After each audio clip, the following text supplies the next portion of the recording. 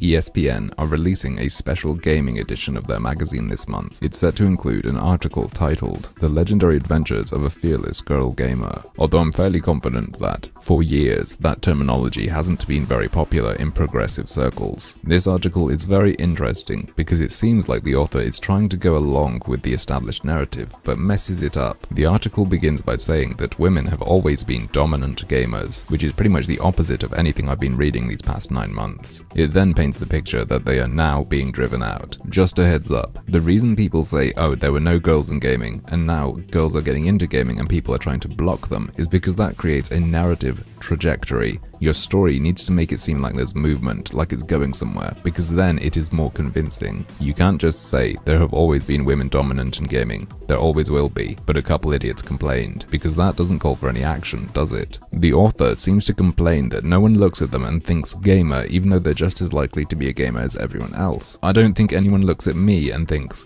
gamer, wear a gaming t-shirt or wear a hat with Call of Duty on it. This is not to do with gender. She continues to specify who exactly doesn't recognize her as a gamer. Apparently, the problem is trolls and the mainstream media. Firstly, I don't think you understand what trolls do. Secondly, isn't ESPN pretty mainstream? And in fact, the prevailing narrative isn't that it's the young, aggressive white guy with every single system and a LAN hookup. The prevailing narrative is that the prevailing narrative is that. And apparently, Gamergate reinforced this narrative. Actually, it didn't.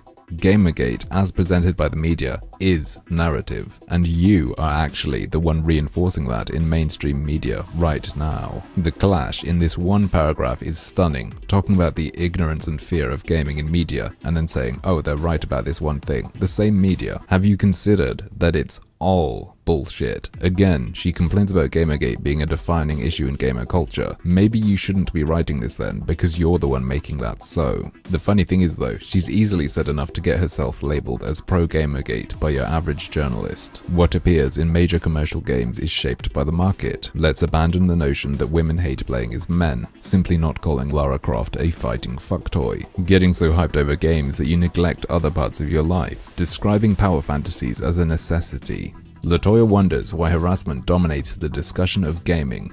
It's because the minority in a position to influence in niche press have deemed these thoughts, opinions, and experiences I actually share with her to be the cause of harassment and sex inequality. The reason this argument rages on is because they are not fighting this harassment you decry. They're trying to fight everything you like about games, and no one is willing to put up with that.